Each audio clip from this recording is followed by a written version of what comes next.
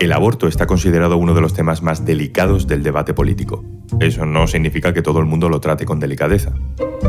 Hemos visto avances, pero la ola de la nueva derecha ha vuelto a despertar una rabia y un acoso que creíamos que pronto serían parte del pasado. Hoy, en Un Tema al Día, las brujas del aborto. Un Tema al Día con Juan Luis Sánchez, el podcast de eldiario.es. Una cosa antes de empezar, tenemos el patrocinio de Podimo, la app para escuchar los mejores podcasts. Por ser oyente de Un Tema al Día tienes 45 días de prueba gratuita. Puedes entrar en podimo.es/aldía.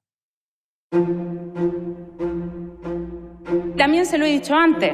Esta es Laura Berja, diputada del PSOE. Pero dejen a las mujeres ejercer sus derechos.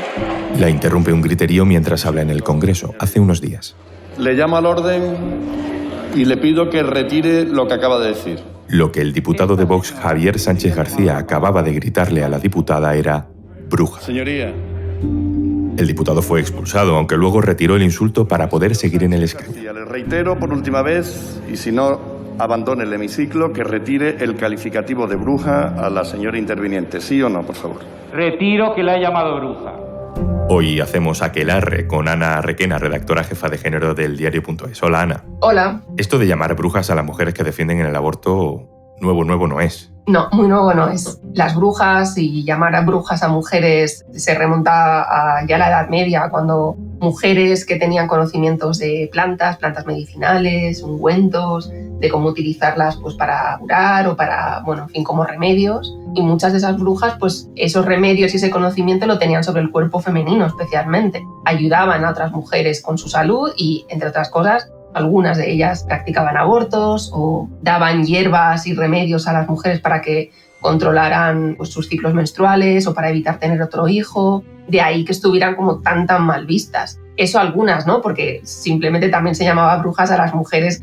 De hecho, pues el mito, ¿no?, de la bruja con escoba tiene que ver con la imagen de las brujas utilizando esas hierbas y esos preparados para divertirse, como, ¿no?, viaje un poco de alucinación, también de orgasmo, masturbación, y de ahí, ¿no?, lo de que las brujas viajan en escoba. Entonces, todas estas mujeres pues fueron calificadas de brujas. En Europa y en España, pues muchas fueron quemadas en la hoguera y en Estados Unidos las ahorcaron. Han pasado unos siglos y el acoso continúa. Los neandertales también lo usaban. Lo que pasa es que esperaban a que naciera y entonces le cortaban la cabeza. En Nueva York ahora se acaba de aprobar una ley por la cual se permite el aborto después del nacimiento. En España, de cifras, diríamos, oficiales, hay 2 millones de abortos. O sea, mucho más que la Guerra Civil Española. Lo podríamos llamar un holocausto silencioso. Y vale en este caso la libertad de la maternidad para decir que eso es lo que a las mujeres les hace auténticamente mujeres. Eso es matar a un ser humano.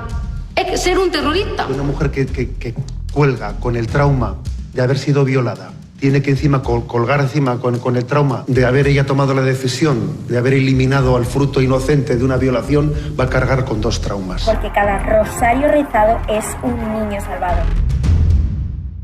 Sigue vigente la idea, Ana, de que la mujer que no es madre no es mujer, que no es buena persona y que por tanto no merece decidir. Sí, la maternidad está como muy ligada a la identidad mujer. Ha sido una lucha feminista de décadas, que era separar la idea de mujer y madre. Y bueno, aún cuesta porque aún escuchamos declaraciones, ¿no?, políticas en las que se señala pues, la maternidad como el culmen de la realización de las mujeres. Y obviamente pues ni tiene por qué ser así y tenemos que seguir luchando por desromantizar un poco la maternidad, dignificarla, por supuesto, para quien la quiera, pero insistiendo en una identidad, pues eso, ¿no?, de las mujeres sin necesidad de asociarla a la maternidad, a lo maternal y a los cuidados.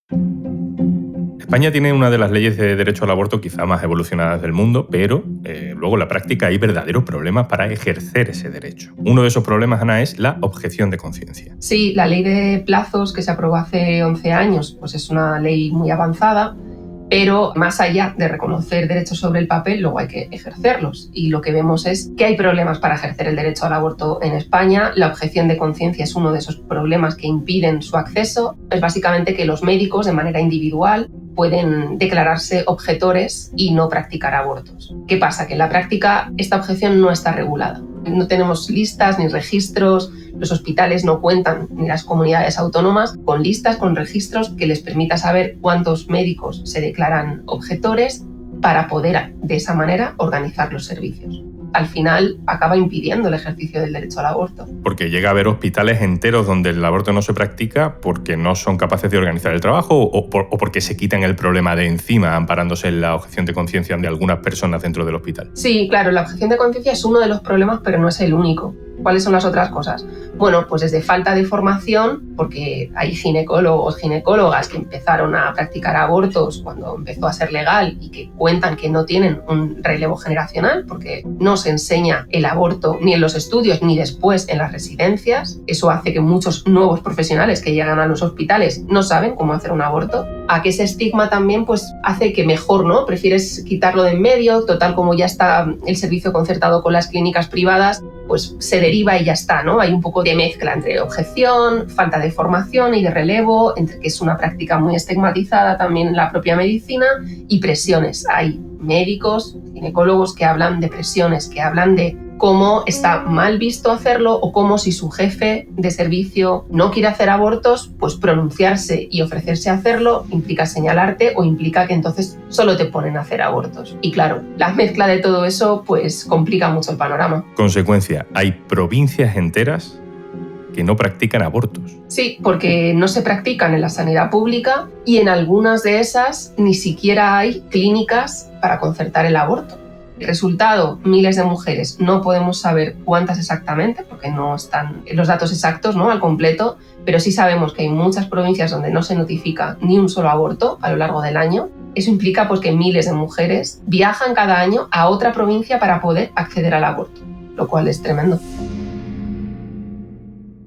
¿Y esto cómo se arregla? Si hay una ley pero no hay una práctica, lo que hay de por medio, ¿qué es? ¿Dejación política? Hay dejación política primero porque las comunidades autónomas, que son las que deberían coordinar, digamos, sus servicios sanitarios, no parecen especialmente interesadas en hacerlo. Conciertan con las clínicas, las que lo hacen, y un poco con ese concierto, ¿no?, que paga obviamente la administración, pues ya está, pero no están interviniendo, no tienen conocimiento real ni parece que mucha preocupación por ver en qué pasa en sus hospitales. Y luego ha faltado ambición en querer meter mano a esto de la objeción de conciencia. Es un tema controvertido en el que obviamente los médicos o los colegios de médicos van a poner problemas, ya lo han avisado, y ahora queda regularla, que es lo que ha prometido el Ministerio de Igualdad. Va a cambiar la ley del aborto, a final de año seguramente hay un primer borrador y uno de los objetivos principales es precisamente regular la objeción de conciencia. Ahora que citas la ley del aborto no estaba recurrida por el PP ante el Tribunal Constitucional y el Constitucional la estaba analizando.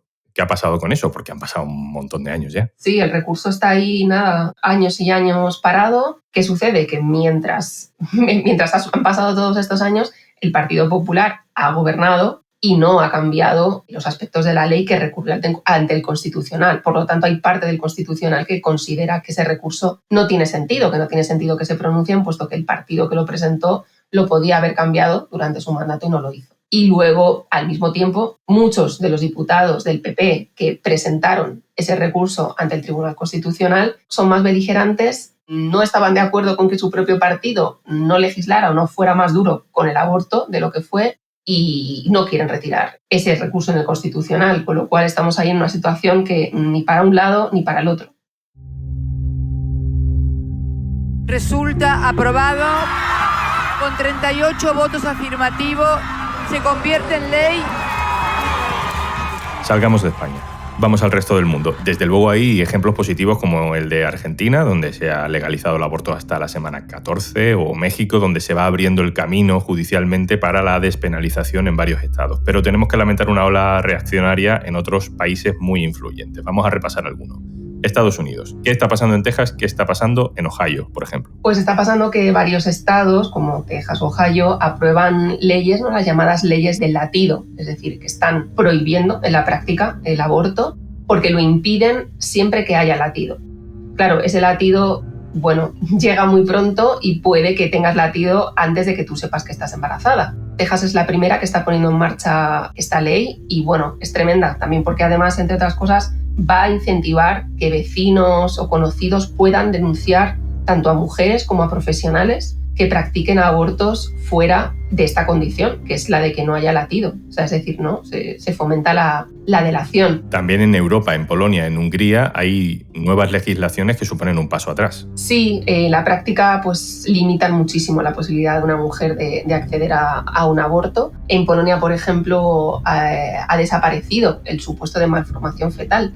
O sea, una mujer cuyo feto tenga algún tipo de malformación solo podría abortar si además ha sido violada o ha sido víctima de un incesto o tiene un riesgo muy grave para su propia salud.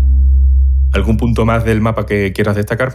Pues no perdamos de vista América Latina, porque hay países como El Salvador o Nicaragua donde el acceso al aborto no solo es que sea imposible, sino que hay mujeres encarceladas por haber abortado, algunos casos de aborto espontáneo. O sea, hay mujeres que han pasado años en la cárcel y que están en la cárcel porque acudieron a un hospital con una hemorragia y se las acusó de haber abortado. O sea, estamos hablando de casos muy graves. ¿Cuál crees que es la clave del futuro? Es decir, ¿dónde está la frontera, la próxima batalla? ¿Por dónde nos va a venir el golpe o dónde se puede dar? Deberíamos defender los abortos sean como sean, ¿no? Sean por motivos terapéuticos o sean porque sencillamente una mujer no quiere tener un hijo, ni siquiera por motivos económicos, ¿no? Y también luchar un poco contra el estigma de que todos los abortos son necesariamente dolorosos, porque hay de todo, ¿no? Detrás de un aborto hay una historia y hay una mujer, y hay mujeres para las que pues, un aborto es efectivamente algo tremendamente doloroso, y hay mujeres para las que un aborto pues, también es una liberación y una toma de decisión importante en su vida que les permite seguir adelante.